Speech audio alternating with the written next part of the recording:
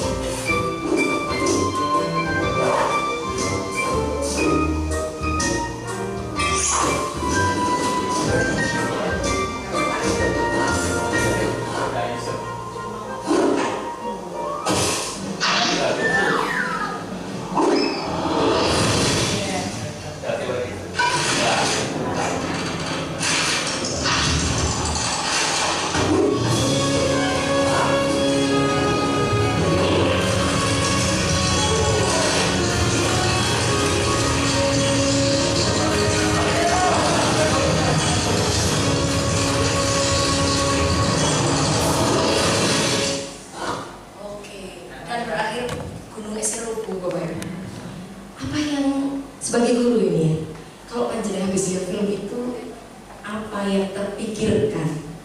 Monggo silahkan, siapa? Pak Nardi ini mau ngomong kayaknya. Iya benar, pertama benar. Kelihatannya mau ngomong aja.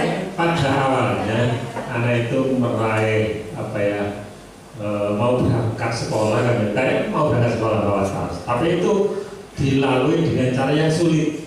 Walaupun jatuh, tapi dia sukses membawa tas itu, gitu. Kemudian berangkat sampai pada perjalanan harus sampai puncak. Kemudian ada alat yang dipakai. artinya bahwa anak-anak itu punya apa ya, punya apa ya caranya, ya gitu, semacam itulah. Tapi di tengah perjalanan itu banyak liku-liku, itu karena semangatnya akhirnya bisa juga sampai puncak gitu. Jadi untuk mencapai puncak itu ternyata tidak begitu mudah, tapi harus dengan semangat dan pikirnya. Salah satu. Terima kasih Bapak Bapak Nadi. Ada lagi Pak Ibu? Sudut pandang berbeda. Pak Ir. Silakan Pak Ir. Alhamdulillah. Ini tuh banyak semangat saya. Jadi kan saya melihatnya itu gini Pak. Jadi pertama itu ketika dia mau mengambil tes itu kan dia tertimpa oleh palu-palu. Nah, dengan palu itu ternyata dia bukan sekedar itu jadi masalah, itu juga kan.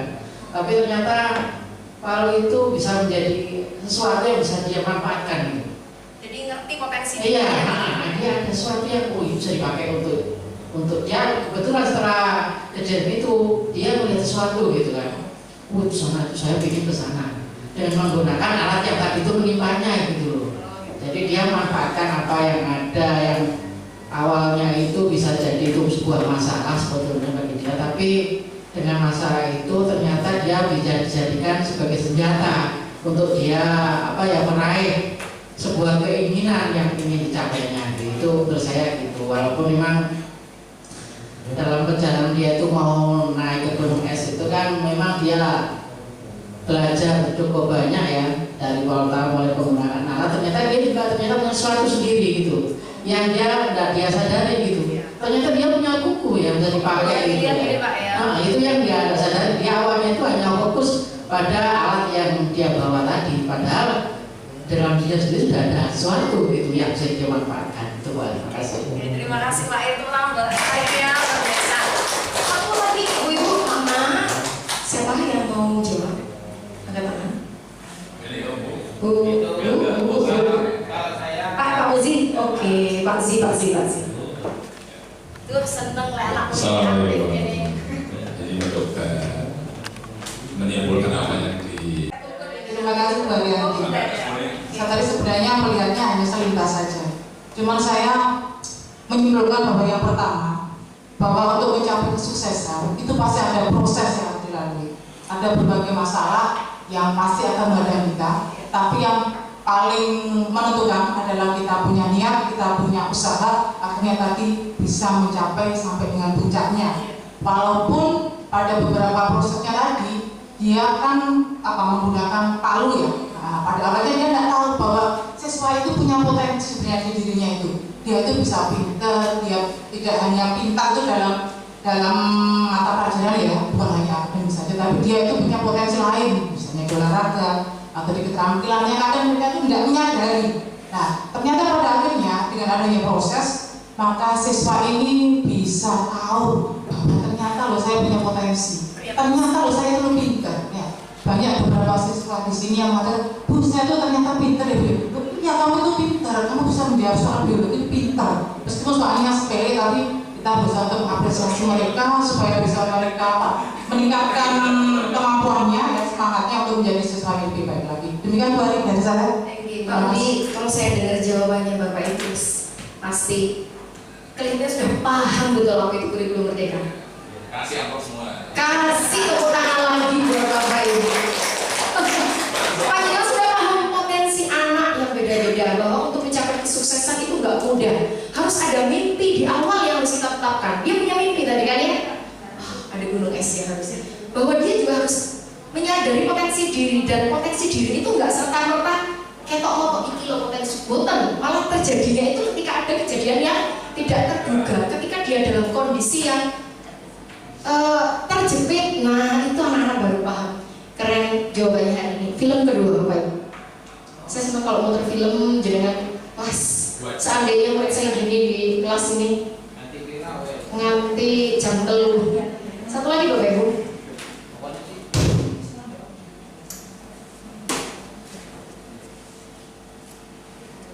Oke. Bisa ya. Iya, nanti balik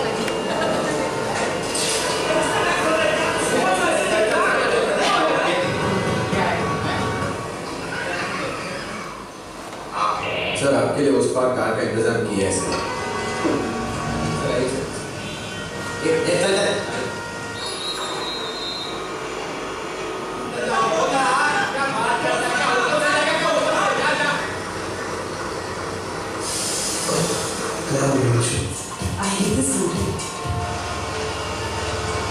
कुछ करो ना। मेहमान जाके क्या होगा उधर?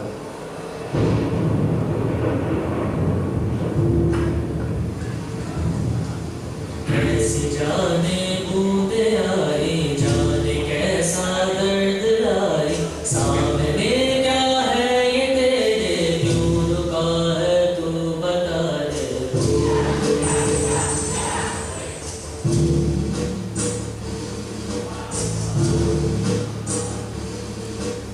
कौन तुझको पार लेगा, कौन होगा वो मसीहा, तुझसे तू ढूंढता है, वो ही है तू वही है।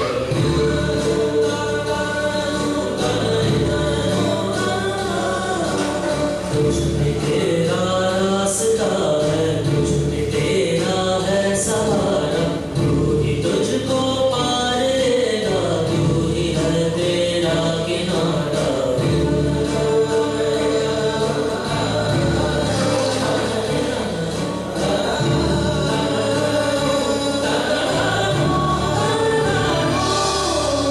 तुझ में तेरा रास्ता है, तुझ में तेरा है सहारा, तू ही तुझको पार लेगा, तू ही है तेरा किनारा। कैसे ढूंढता है, तू ही है, तू ही है, तू ही है तेरा मसीहा हो। Kalau jadi guru, pertanyaan yang timbul setelah lihat film ini apa, Bapak Ibu? Apa yang kira-kira timbul di benak Bapak Ibu? Atau apa Pak kira-kira Pak? Pak sih? Oh Pak iya. Bentar lagi Bu Yuli nih, Bu Yuli sudah gak sabar. Iya. Oke Pak Yanti, makasih. Iya. Jadi gini, kadang-kadang kita itu jadi guru ya, jadi orang tua itu nggak selalu kita itu yang paling hebat. Artinya kadang-kadang inspirasi atau kita itu bangkit itu ketika memang kita terpancing oleh anak-anak yang melakukan sesuatu. Kadang-kadang anak nakal itu atau anak yang nyeleneh itu bisa membangkitkan sebuah inspirasi. Dan kita yang sama sekali nggak terpikirkan oleh kita, ternyata anak itu melakukan itu. Nah, saya kira anak-anak adalah bisa jadi sumber inspirasi bagi kita. Ini Pak, ini silakan. Oh Bu Fitri atau Bu Yuli dulu? Oh Bu Fitri, silakan. Terima kasih. Cewek-cewek ini jam sesi siap-siap. Terima kasih Bu Ali, videonya bagus sekali. Ini juga ada pelajaran yang saya petik di situ, bahwa ketika menghadapi sebuah masalah di kelas dimanapun, maka kita jangan hanya fokus pada sumber permasalahannya, menyalahkan satu sama lain, tapi lebih ke bagaimana menyelesaikan masalah itu. Itu yang saya ambil. Kemudian yang kedua adalah menyelesaikan masalah bersama-sama itu lebih ringan dengan tekad yang kuat juga. Terima kasih. Baik. Satu. Ada lagi kah? Sudah. Ini Oh, udah selesai. Tenang Bu, nanti jam 3 kita akan akhiri. Jam 3 lebih sedikit, mau dikit nggak?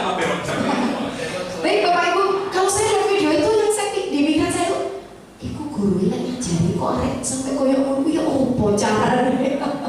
Karena saya kalau lihat anak-anak di sini, buang sampah di aula itu sampahnya luar biasa. Padahal diomongin bola balik. Kadang anak-anak kita juga terlambat ya, anak itu saja. Gini, ketika pembelajaran kita sudah pakai yang model macam-macam, gaya segala cara, ujung-ujungnya sih ya baca tarik kuahin. Yang kita bahas di sini nggak bisa bahas detail saya, kita hanya bisa bahas secara garis besar, gitu Bapak Ibu. Ini tentang budaya positif Bapak Ibu. Budaya positif itu, saya geser dulu sebentar. Ada banyak, tapi saya nggak akan bahas semua. Ada pertanyaan untuk Bapak Ibu. hukuman itu dapat mendisiplinkan anak. Setuju apa enggak, Biji? Hukuman itu dapat mendisiplinkan anak. Biji setuju nggak? Setuju. Oke. Yang kedua pertanyaannya, pemberian hukuman dengan hal positif seperti membaca atau membersihkan halaman sekolah ini bisa meningkatkan disiplin anak. Pak Kusen, setuju nggak Pak Kusen? Pemberian hukuman dengan hal positif seperti membaca atau membersihkan halaman sekolah dapat meningkatkan disiplin anak. Setuju ya berarti Pak? Pertanyaan ketiga, khusus untuk Pak Fauzi. Memberi penghargaan. Oh, saya ganti Pak. Bu Dewi. Karena Bu Dewi yang suka nyentang. Memberi penghargaan dapat meningkatkan motivasi belajar anak. Setuju apa nggak setuju, Bu Dewi? Sangat setuju Bapak Ibu, Bu Dewi. Terima kasih jawabannya Bapak Ibu. Kita akan geser lagi. Saya harusnya tadi minta sesuatu. Belok, bawa cincin kawin nggak belok? Mana? Bisa dilepas nggak itu? Oh nggak bisa. Oh nggak boleh loh Bapak Ibu. Saya pinjam, jelas-jelas pinjam aja nggak boleh. Ketika kita memegang sesuatu yang penting, ini mesti digegem. Orang meminta pasti nggak akan boleh kayak ini. 1.000 wis boleh, nggak boleh. 500.000 wis boleh, nggak boleh. Karena sifat kenangannya dan menurut gue, lo cincin ini penting untuk dirinya. Sama kayak anak-anak. Masih diomongin bolak-balik, ojo telat berangkat sing rodo isu. Bagi dia yang penting adalah main game di malam hari sampai isu. Ya wis itu dicekal terus. Kenapa? Karena ini kita harus merubah paradigma kita Bapak Ibu. Karena memang ini motivasi perilaku manusia itu ada dua hal, dari eksternal sama internal. Kalau yang eksternal, ketidaknyamanan atau hukuman untuk menghindari timbang rame kok apa wis iyo berjadi Bu Arianti misalnya, itu menghindari ketidaknyamanan timbang rame. Apa ya? Itu motivasi eksternal Bapak Ibu. Karena tidak timbul dari dalam diri. Makanya banyak dikongkon masih orang duh ya aku ngeluwes. Itu karena motivasi eksternal, tidak ada kesadaran dari dalam diri. Anak-anak itu sepertinya yang internalnya dari ngoten. Karena omongan dari guru, awas ya teman. Mana ya Pak mana? Tak kurangi bijimu, kena poin. Gitu. Dimin, betul. Soalnya maju jadi dimin. Ini motivasi eksternal, tidak efek. Yang terjadi adalah apa? Kesalahan berulang kali Bapak Ibu. Dibaleni mana yang gak hari? Dibaleni mana? Karena motivasinya eksternal. Yang kedua, untuk mendapatkan imbalan dari orang lain. Noval, lek isok mlebu akmil koyo Mas mulai. Omah siji, misal. Opo tak golek mantu dokter, misalnya. Motivasi eksternal karena nggak timbul dari dalam diri. Tapi ketika kita ngerti, oh itu penting buat saya. Coba gini, Bapak Ibu, saya tanya Bu Ani dulu. Bu Ani, ketika Bu Ani ada atau nggak ada kepala sekolah datang tepat waktu bagi Bu Ani itu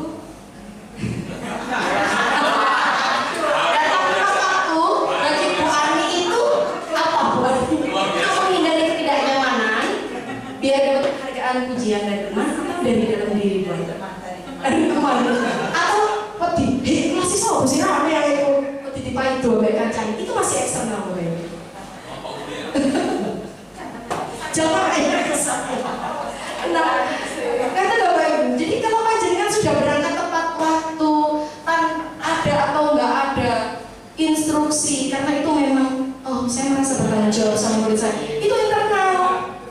Ngoten. Ini ya, jadi ada motivasi eksternal sama internal. Nah, tujuan disiplin positif itu bagaimana kita bisa menumbuhkan motivasi dari dalam diri.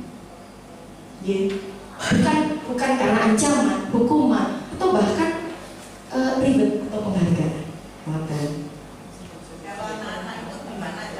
Kalau anak kita kan bahas dulu, kita pelajari lebih jauh. Baik Bapak Ibu, kita kan biasa nih, yang ngumpulkan tepat waktu dapat tambahan nilai 5 poin atau dapat tambahan 10 atau 10 bisnis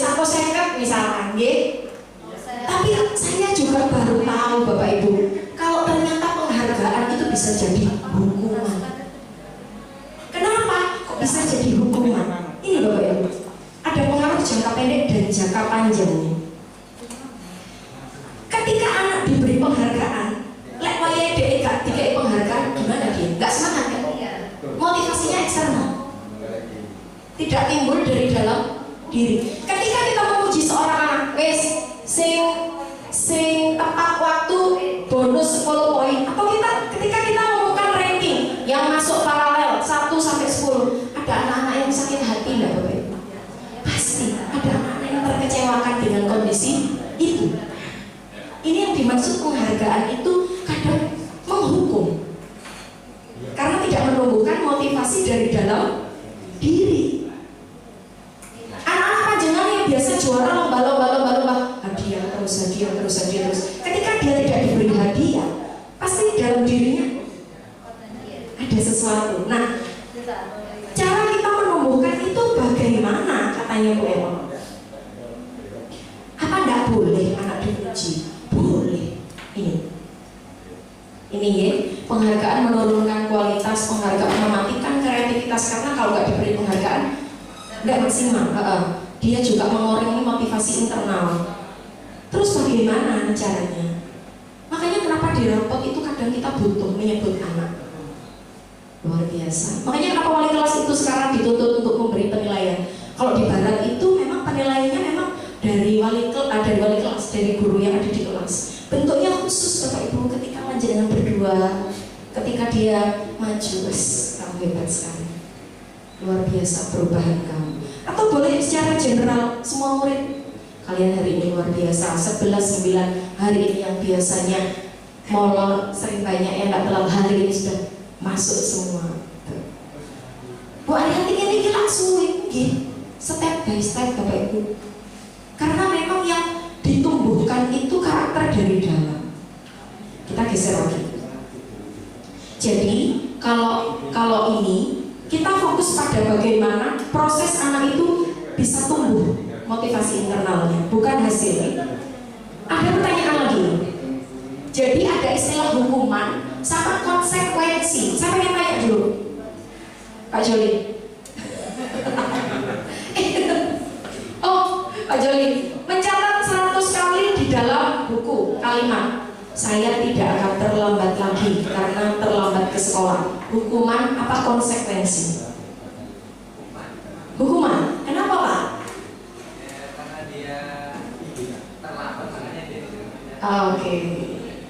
Lari mengelilingi lapangan basket 2 kali karena terlambat hadir di sekolah, Bu Dewi. Hukuman. Oke. Yang nomor 3 ini siapa yang mau jawab? Murid diminta untuk push up 15 kali karena tidak menggunakan masker ke sekolah. Hukuman apa konsekuensi? Coba angkat tangan. Belok. Oh, Pak Ir, hukuman apa konsekuensi Pak? Kita memandang teman-teman itu mungkin bisa dilihat dari masalah. Oke. Kalau misalnya ini memang seperti yang dibilang Pak dari kesepakatan, itu konsekuensi.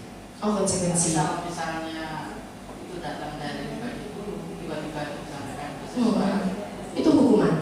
Oh, oke. Jadi menurut Pak Ir ini ada 2 jawaban ya. Lihat dulu masalahnya gitu deh. Sudah ada kesepakatan atau belum? Ya. Nah, kita geser lagi. Menggantikan kertas tugas teman yang dicoret-coret, Bu Yeni, konsekuensi apa hukuman? Hukuman. Bu Ani membersihkan tumpahan air di meja tulis karena tersenggol pada saat belajar. Konsekuensi, karena dia numpahin harus bersihin. Murid disuruh untuk mengenakan sepatu, tidak mengenakan sepatu seharian di sekolah karena tidak mengenakan sepatu hitam. Bu Elo, hukuman apa konsekuensi? Konsekuensi. Lari mengelilingi lapangan basket 2 kali karena terlambat 10 menit untuk pelajaran PJOK. Pak Rudi, kok Pak Rudi? Bu Fir, hukuman. Kita lihat jawabannya ya Bapak Ibu. Coba jawabannya Bapak Ibu tadi. Oke, konsekuensi itu berhubungan dengan hal yang sudah dia lakukan. Contoh nih Bapak Ibu, karena tadi dia sudah coret-coret tugas temannya, jadi dia harus memperbaiki, ganti. Coba kalau itu dia terlambat, tapi hukumannya nyata, kan nggak relevan target dengan apa yang dia langgar gitu. Bu, ini lari mengelilingi lapangan basket 2 kali karena terlambat 10 menit untuk pelajaran PJOK. Konsekuensi cocok, soalnya dia olahraga. Mungkin. Jadi konsekuensi itu lebih ke arah sesuai nggak dengan apa yang sudah dilanggar. Ngerti? Itu beda antara hukuman dan konsekuensi. Saya geser lagi Bapak Ibu ya. Ini nanti bisa kami share kalau butuh. Ini keyakinan kelas, sabar Mbak, sabar. Ini jadi kalau kita yang namanya keyakinan kelas itu pasti nggak melanggar peraturan. Jadi peraturan di sekolah itu jadi inti Bapak Ibu. Ya, kemudian bergerak ke keyakinan. Kalau sudah di keyakinan kelas, nanti lingkungan kelasnya jadi positif, baik. Kalau tiap kelas sudah lingkungannya positif, sekolahnya akan baik, sudah punya budaya positif. Ini ya contoh kesepakatan kelas sama yang ini yang kesepakatan kelas datang tepat waktu. Nah, kalau keyakinan kelas itu arahnya lebih positif. Saya coba.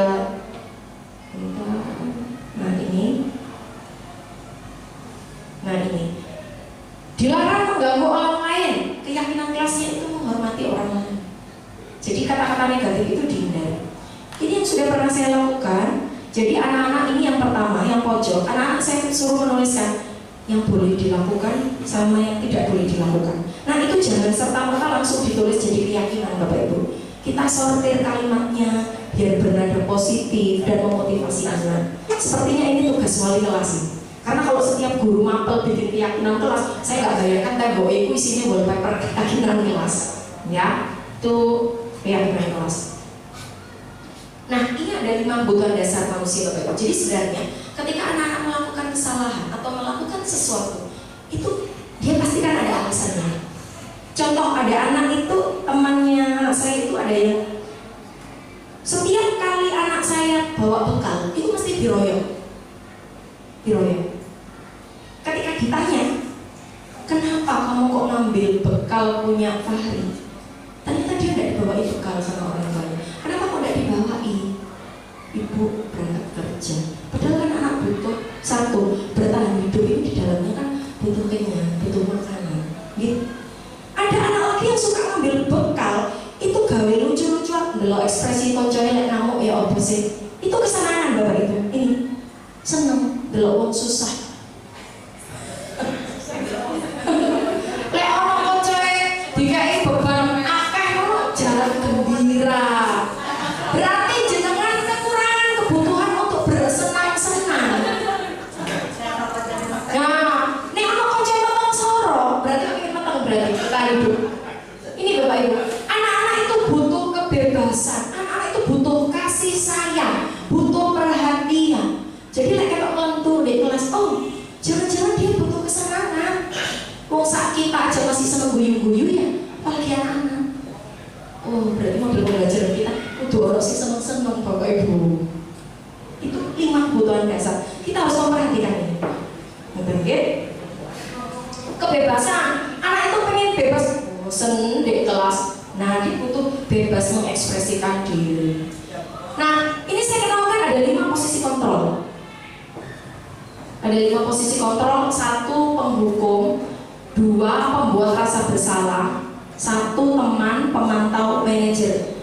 Kalau saya pagi-pagi, ya ampun anak, entah gaya kelambi, kira-kira saya yang mana ya Bapak Ibu?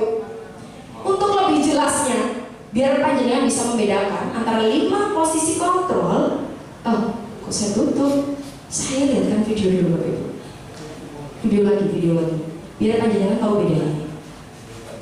Iya, biar nggak bosan. Tenang, masih 2:30. Terima kasih. Mana ini? Oke.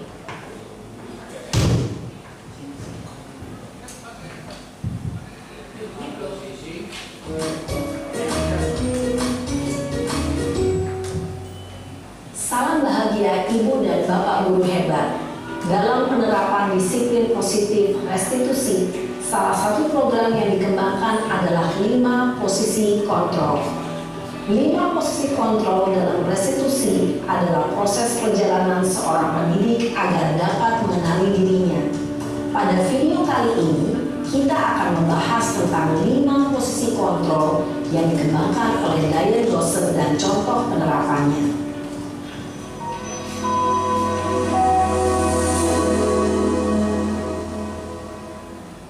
5 posisi kontrol itu adalah 1. Posisi penghukum, 2. Posisi pembuat merasa bersalah, 3. Posisi teman, 4. Posisi pemantau atau monitor, dan 5. Posisi manajer.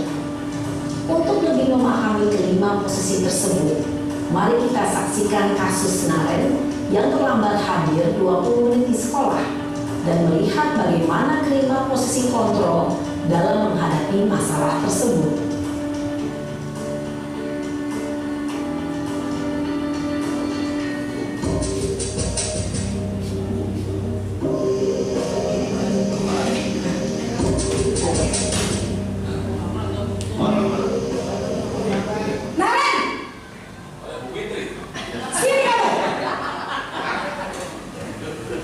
Selamat pagi, Bu.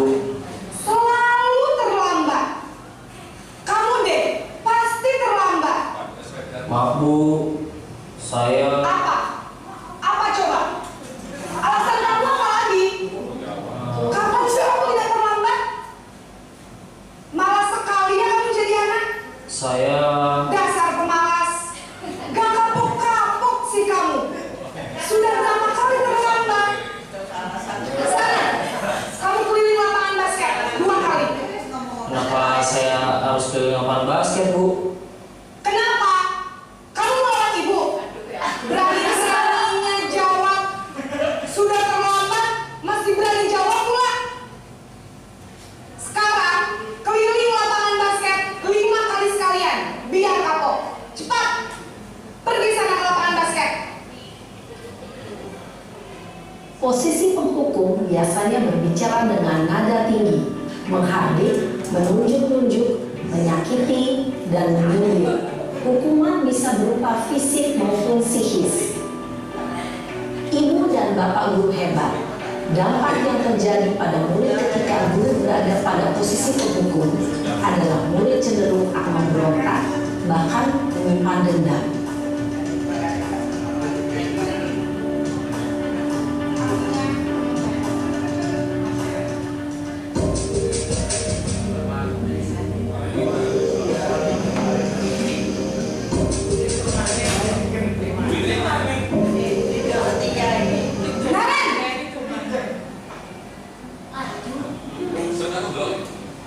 Selamat pagi, Bu. Naren. Kamu kenapa terlambat lagi, nak? Ya Tuhan, Naren. Kamu senang ya bikin ibu susah ya? Kalau kamu terlambat lagi, nanti ibu yang ditegur bapak kepala sekolah, nak. Disangka ibu tidak bisa membina kamu. Duh, gimana ini? Maaf, Bu. Duh, Gusti Naren. Kamu suka ya kalau ibu ditegur bapak kepala sekolah? Terus, sekarang ibu harus tulis apa yang di buku absen? Ini kamu sudah sering terlambat loh. Ibu harus apa coba? Maaf, Bu. Maaf sekali. Ya sudah, lain kali jangan bikin ibu susah lagi ya, nak ya. Ibu tidak akan kuat lagi kalau kamu begini terus. Bisa jantungan kalau ibu ditegur bapak kepala sekolah.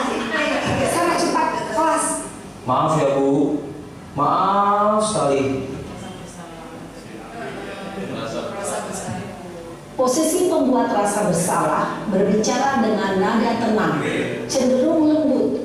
Namun kata-kata yang diutarakan membuat murid merasa menjadi orang yang gagal, memandang buruk dirinya sendiri, merasa tidak berharga, dan tidak sanggup membahagiakan orang lain. Ketika guru mengambil posisi pembuat rasa bersalah, murid akan menganggap dirinya yang bersalah dan ia akan menyimpan emosi negatif tersebut di dalam dirinya.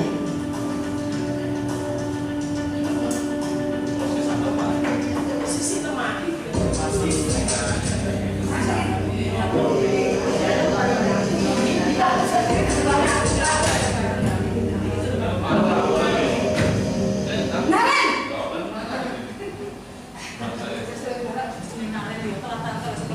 Selamat pagi, Bu. Wah, sudah jam berapa ini, Nak? Terlambat lagi ya, sayang. Iya, Bu.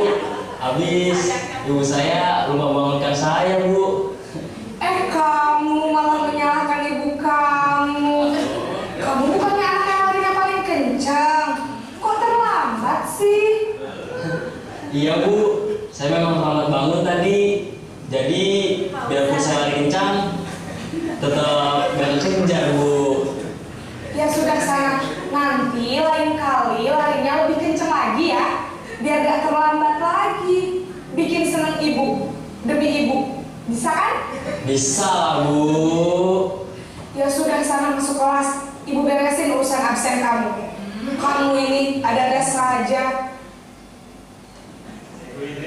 Dalam persidangan, guru berbicara dengan nada suara akrab, cenderung bersenda gurau untuk menjaga suasana tetap santai.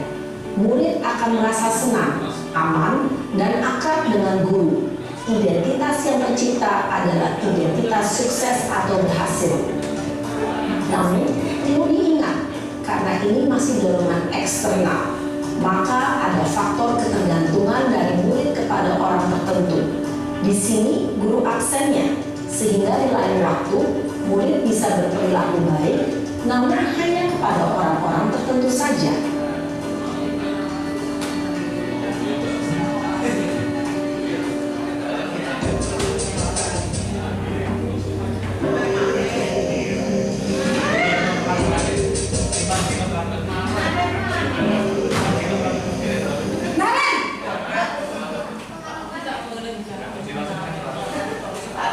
Selamat pagi, Bu. Naren, apa peraturan sekolah kita tentang jam berapa kita harus masuk sekolah, Nak? Kita harus di sekolah jam 7, Bu. Iya betul, sekarang sudah jam 7.20. Naren sudah tahu konsekuensinya jika terlambat hadir. Paham, Bu. Saya harus tinggal kelas pas jam istirahat selama 20 menit. Iya benar, konsekuensinya demikian.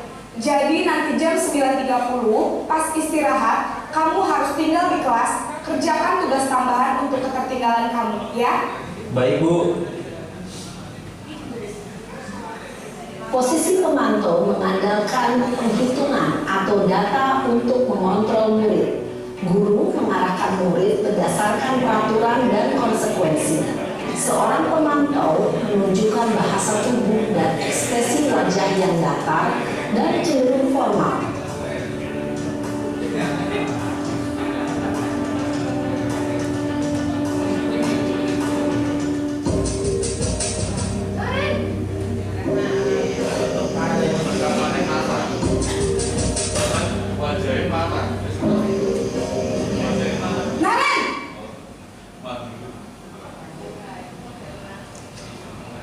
Selamat pagi, Bu. Selamat pagi, Naren. Maaf, Bu. Saya terlambat. Iya, sekolah masuknya jam 7, sekarang sudah jam 7.20. Jadi sekarang bagaimana nih, Naren? Maaf, Bu. Saya lupa setel alarm saya semalam. Baiklah, menurut kamu, keyakinan sekolah yang mana yang perlu kamu tingkatkan? Menghargai diri sendiri dan orang lain mungkin ya, Bu. Setuju. Jadi, apakah Naren meyakini prinsip saling menghormati tersebut? Iya, Bu. Saya meyakininya. Apakah Naren bersedia memperbaiki masalah keterlambatan ini? Bersedia, Bu. Bagaimana kamu akan perbaiki masalah keterlambatan ini? Saya akan coba untuk tidak lupa menyetel alarm saya, Bu. Baik, kalau Naren lupa menyetel alarm di rumah, ada orang yang kira-kira bisa bantu mengingatkan tidak? Ada, Bu. Kakak saya, Kak Emma. Ada lagi selain Kak Emma? Selain Kak Emma, ada ibu saya. Baik, jadi yang mengingatkan Naren adalah Kak Emma dan ibu kamu ya? Kira-kira akan mulai setel alarm kapan nih, Naren? Setelah pulang sekolah, akan segera saya lakukan. Baik, jadi Naren akan setel alarm untuk bangun besok pagi dan akan Iya, nyoba. Terus jangan teman-teman akhirnya kita mengulangi posisi penghukum terus-menerus, coba itu. Kita harus berusaha untuk bisa geser mungkin ke pembuat rasa bersalah atau bahkan bisa jadi teman. Geser. Kalau kamu tidak lek gak ngurungokno aku, wis delokno wong, itu juga membuat rasa bersalah. Kok ndak seakan-akan aku paling kelas nih biasanya. Kan? Minimal kita bisa geser Bapak Ibu di posisi teman atau bahkan pemantau. Manajer itu memang yang paling ideal. Bu Ariyanti, apakah ketika kondisinya anak ini perlu ditegesi, apakah kita memang harus selalu ada di manajer? Ya nggak apa-apa loh Bapak Ibu, nanti geser ke posisi pemantau. Ini fleksibel nih. Tapi tergantung anaknya juga ya Bu ya.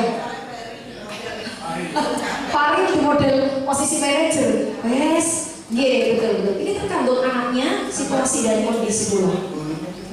Gurunya juga. Kalau di posisi manajer itu kan negara jadi kalau kita sabar, insya Allah itu sebenarnya. Jadi manajer ini memang butuh apa ya, semacam seni.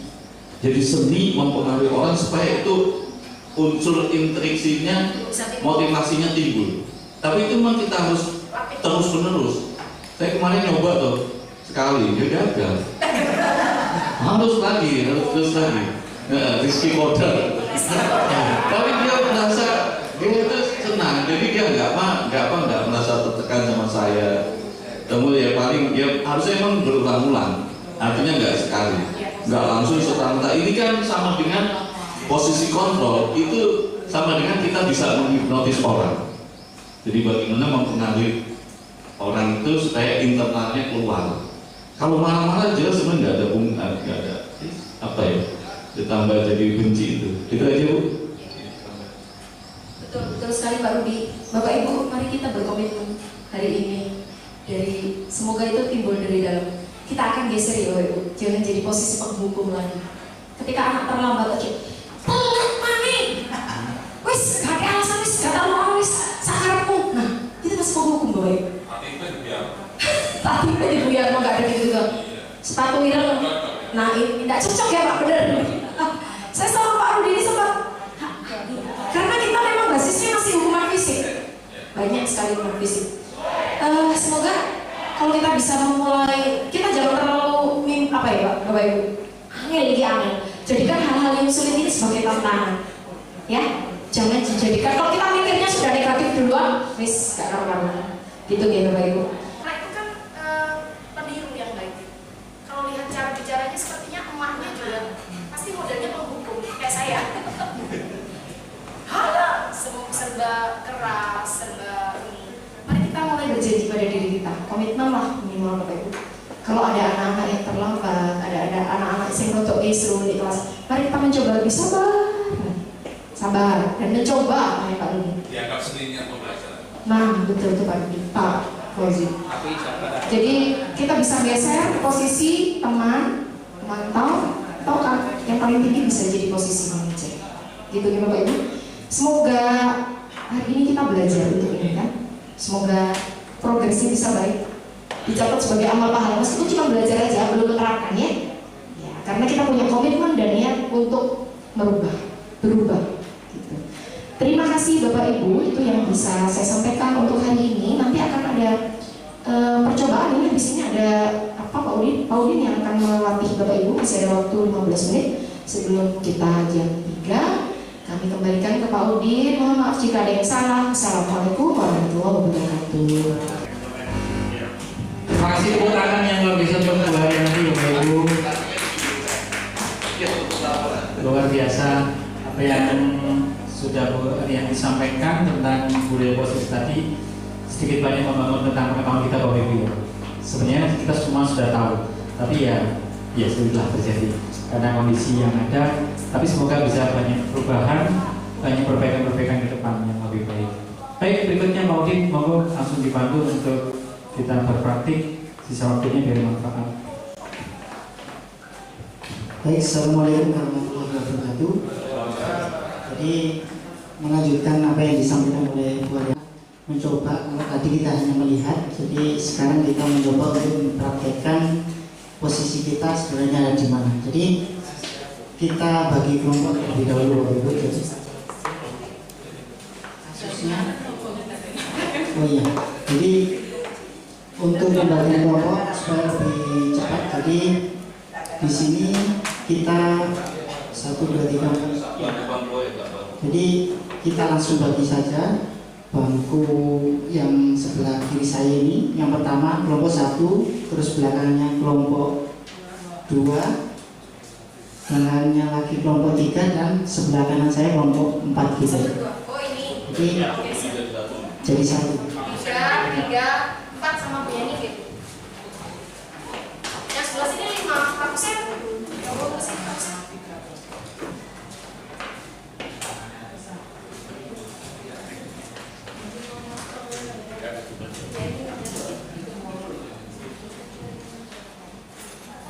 Sudah nih Bapak Ibu?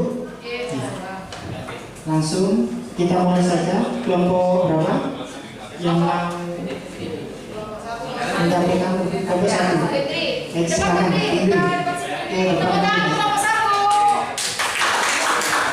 Di depan saja dulu. Jadi diceritakan dulu sekilas ini ceritanya seperti ini ya. Baru memposisikannya di posisi apa? Terima kasih kepada Pak Udin dan Pak Arya untuk komunitas praktisi hari ini.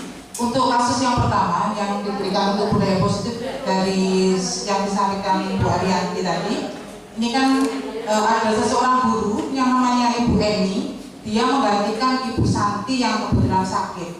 Kemudian baru muncul beberapa kasus antara lain Vivi dan Natali ini yang mengekspresikan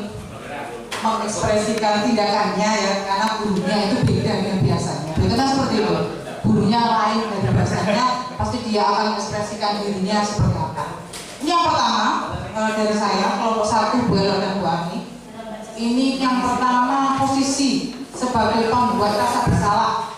Karena di sini Bu Eni bilang ini, ayolah tugasnya dikerjakan. Nanti ibu ditegur bapak kepala sekolah kalau kalian menyelesaikan tugas, tolong bantu ibu ya.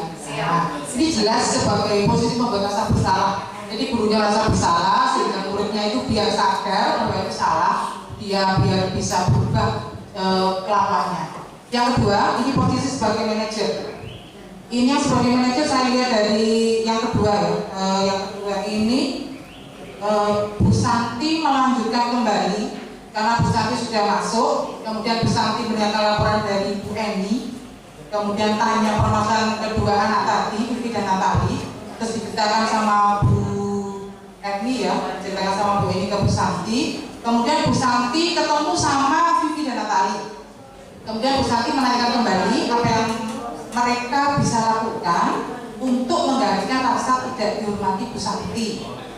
Akhirnya dari Vivi maupun Natali mengakui bahwa perilaku mereka tidak sesuai dengan keyakinan kelas. Jadi ini posisi Bu Santi sebagai posisi manajer. Terima kasih.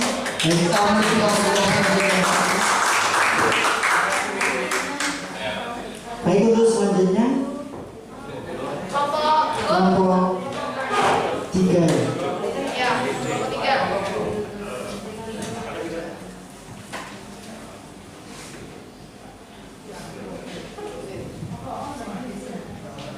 Terima kasih. Saya ceritakan dulu kasus 3 ini sangat relate di kita ya. Jadi ini ceritanya ada pelajaran bahasa Inggris sama gurunya Ibu Dani. Kemudian ada siswa yang bermalas-malasan, tidur-tiduran, tidak acuh, tidak memperhatikan pelajaran. Akhirnya Bu Dani ini meminta, siswa ini bernama Fajar, Bu Dani meminta Fajar untuk maju mengerjakan soal. Itu saya. Biasanya seperti itu. Ini pengakuan dosa. Bisa hukuman, tapi lebih ke konsekuensi ya, karena meninggalkan pelajaran, maksudnya tidak memperhatikan, jadi diberi hukuman untuk mengerjakan soal di depan. Ternyata Fajar tidak bisa. Akhirnya diberi teguran, jangan tidur-tiduran seperti itu. Cuma karena ini berkali-kali terjadi, akhirnya si Ibu Dani bilang gini, gimana kamu Fajar?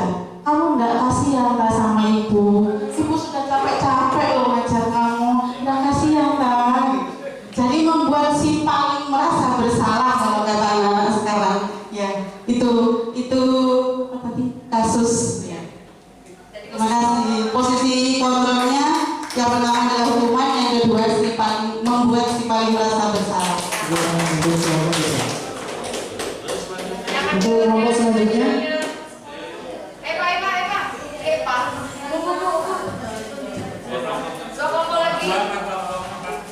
Joni.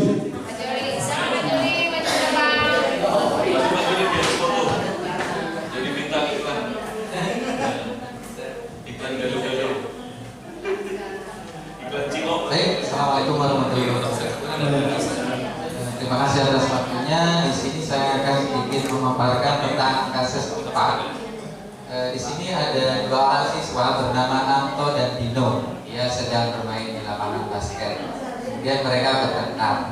Nah, karena pertengkaran tersebut, akhirnya Dino memegang kemeja Anto sampai 3 kancingnya robek. Nah, secara tidak langsung Anto pasti marah. Kemudian mereka dibawa ke kepala sekolah. Nah, di sini yang berperan di sini kepala sekolah. Nah, kepala sekolah di sini dia sebagai posisi kontrol yang kelima menurut kami, karena di sini saya menggarisbawahi di sini ada yang namanya Ibu Suti selaku kepala sekolah. Beliau membantu siswa tersebut dalam menyelesaikan masalahnya.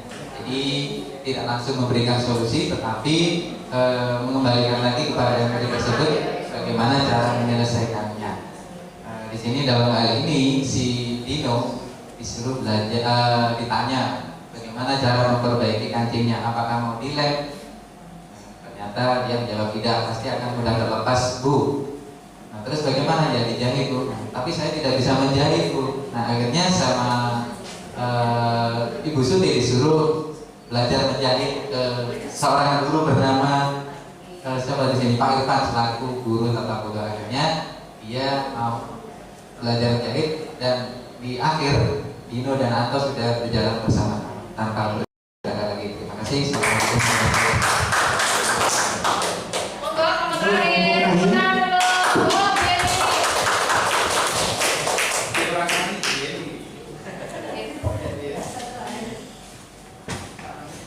Assalamualaikum warahmatullahi wabarakatuh.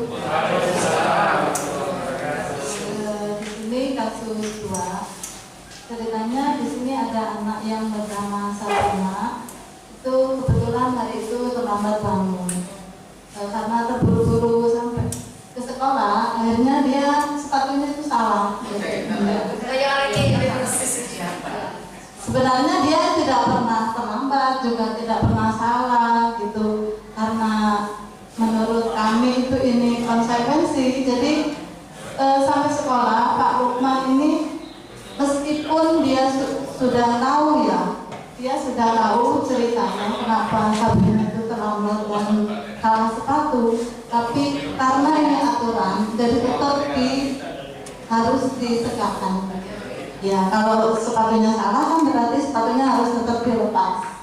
Ya cuma di sini mungkin Pak Lukman cara menyampaikan itu agak terlalu kasar.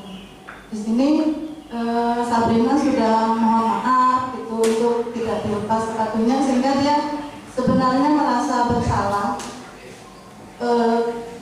Digambarkan jadi Sabrina selama di sekolah karena tidak pakai sepatu dia tidak berani keluar dari kelas. Ya karena malu. Jadi sebenarnya ini hanya konsekuensi saja, meskipun dia tidak pernah berbuat salah, mungkin lain kali tidak akan pernah. Konsekuensi menurut logikanya. Oke, siap. Terima kasih, Bu. Terima kasih. Baik, tadi Bapak Ibu sudah melihat contoh-contoh kasus nih Bapak Ibu, contoh-contoh kasus yang mungkin sering terjadi. Jadi banyak sebenarnya di lingkungan sekolah kita, kalau memang kita benar-benar melihat posisi kontrol, kita bisa lihat apa yang telah terjadi pada saat anak-anak ketika di sekolah. Jadi bisa jadi ketika saya contohnya pada saat anak-anak terlambat, ini adalah permasalahan yang kompleks di sekolah kita. Pasti posisinya masih posisi sebagai penghukum. Nah, padahal posisi penghukum itu adalah posisi paling bawah, paling rendah pada merdeka belajar. Kembali lagi, kita harus bisa memerdekakan anak. Jadi di sini sebenarnya kalau memang kita lihat, kita memang dituntut sebagai manajer, Bapak Ibu. Jadi bagaimana cara kita untuk bermain kata-kata, bagaimana cara kita untuk bermain kata-kata sehingga anak itu mampu menumbuhkan kesadaran dirinya sendiri. Jadi tidak perlu diingatkan lagi, maka anak akan sadar dengan sendirinya. Kalau memang hari Senin, Selasa saya harus memakai sepatu warna hitam, nanti kalau memang kita sudah bisa bermain kata-kata, memposisikan kita yang piket di depan itu sebagai manajer, anak-anak dengan sendirinya akan memakai sepatu hitam. Jadi itu yang harus kita selalu laksanakan, selalu kita latih, Bapak Ibu, pada diri kita sebagai seorang guru. Karena kembali lagi, kita harus bisa mengembangkan anak-anak sesuai dengan kodratnya masing-masing. Mungkin itu saja dari saya kembalikan ke Pak Andi. Kurang lebihnya mohon maaf. Wassalamualaikum warahmatullahi wabarakatuh. Baik, terima kasih Pak Udi. Bapak Ibu, kita sudah berada di ujung kegiatan hari ini, yaitu refleksi.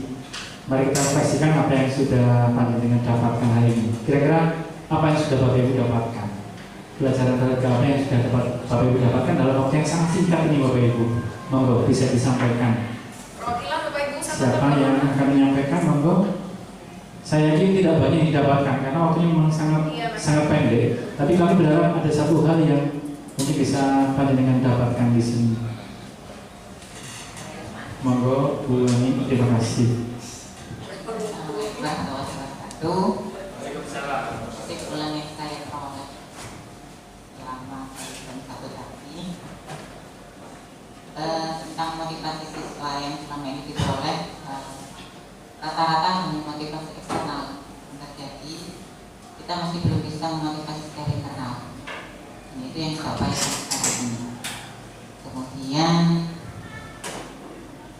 tentang 5 posisi kontrol tadi, peran kita sebagai guru di sekolah, kita mengupayakan untuk menjadi posisi manajer. Walaupun selama ini saya merasa sendiri kita bisa menjadi posisi penghukum atau malah menjadi teman kadang-kala. Walaupun memang kita harus menyesuaikan dengan kondisi saat itu, situasi dan kondisi, tapi yang pasti kita sedang berusaha untuk menjadi posisi manajer. Saya rasa hanya itu yang saya peroleh. Terima kasih. Assalamualaikum warahmatullahi wabarakatuh. Waalaikumsalam. Terima kasih Bu Ani. Satu lagi Bapak Ibu mungkin. Teman-teman yang lain. Ada yang mau berefleksi? Monggo Bu Yeni. Terima kasih kesempatannya Pak Andi. Kami sebagai guru sebenarnya alhamdulillah hari ini kami dapat ilmu bagaimana cara mengatasi berbagai masalah siswa, meskipun masalah itu sangat banyak sebenarnya. Cuma kadang-kadang kami itu menghadapi siswa itu bagaimana caranya, kan siswa kita itu unik ya, dikerasi salah, dilebuti ya, nanti dikira kita suka gitu. Ya itu ya, terima kasih kami sudah diberi pengalaman yang sangat berharga meskipun waktunya cuma sebentar. Itu aja Bang. Terima kasih. Baik, Bu Yeni, terima kasih atas refleksi yang diberikan. Kami rasa cukup ya Pak, karena sudah pukul 3:07 ini saya. Bapak Ibu, mohon maaf, kami jika dalam program sekolah ini masih harus menggambar aktivitas panjenengan setelah sholat Jumat yang diisikan mungkin ada yang istirahat atau yang lainnya, tapi kami berharap pelajaran berharga yang bisa kita dapatkan di sini untuk demi kemajuan SMAPAS, demi kemajuan anak kita dan demi berharganya Smapas yang kita bangun ini biar lebih baik lagi Bapak Ibu. Tentunya tidak ada yang lain yang harus kita bangun ya dari kita sendiri Bapak Ibu, gurunya. Kalau tidak dari kita, siapa lagi? Siswanya pasti akan mencontoh gurunya. Karena siapapun yang akan dicontoh pasti guru itu adalah sosok pertama yang akan dianut oleh anak-anak. Bagaimanapun kita itu pasti akan menjadi baik kalau kita juga terus belajar dan juga anak-anak akan belajar dari kita sehingga kita saling belajar untuk menjadi lebih baik. Harapannya kita tidak berhenti untuk terus belajar. Bapak Ibu, mulai dari filosofi sampai dengan budaya positif yang tadi sudah disampaikan, kami rasa itu materi yang masih sangat ringkas sekali, masih perlu diperdalam. Monggo Bapak Ibu jika mau mengeksplor bisa ke PMM di situ ada, meskipun kita tidak menjadi guru penggerak, tapi di sana sudah banyak pembelajaran yang diberikan. Kalau sempat, kalau tidak sempat ya kita berbagi lagi seperti ini sehingga mungkin bisa lebih efektif. Kemudian juga apa yang sudah panjenengan lakukan tentang kegiatan yang dilakukan tadi, kalau panjenengan melihat di disiplin positif Bapak Ibu ya, di PMM itu ada beberapa aksi nyata yang bisa dilakukan untuk nanti dimasukkan sebagai gambar di sana. Ya pelan-pelan Bapak Ibu nanti untuk dicoba nih. Tapi memang sekali lagi memang itu sebuah harapan yang nanti bisa dilakukan. Kurang lebihnya itu Bapak Ibu yang bisa kami sampaikan. Terima kasih untuk ya aksi nyata yang itu ya Pak Rudi. Ya, bagaimana? Baik. Ya sudah. Nanti perlahan-lahan kita bersama-sama nih Bapak Ibu bangun tentang PMM itu dengan pembelajaran yang kita dapatkan. Bersama-sama kita berbagi lagi, mungkin dalam forum yang lebih besar lagi.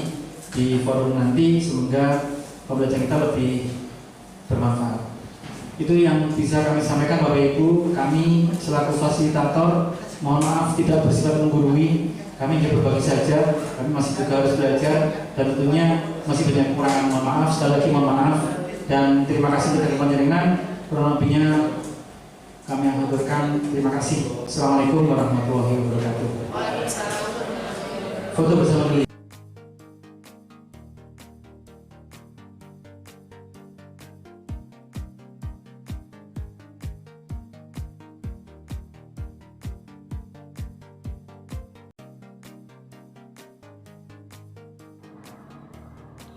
Demikian aksi nyata pada modul 1.4 tentang budaya positif yang sudah saya lakukan. Terima kasih, salam dan bahagia. Wassalamualaikum warahmatullahi wabarakatuh.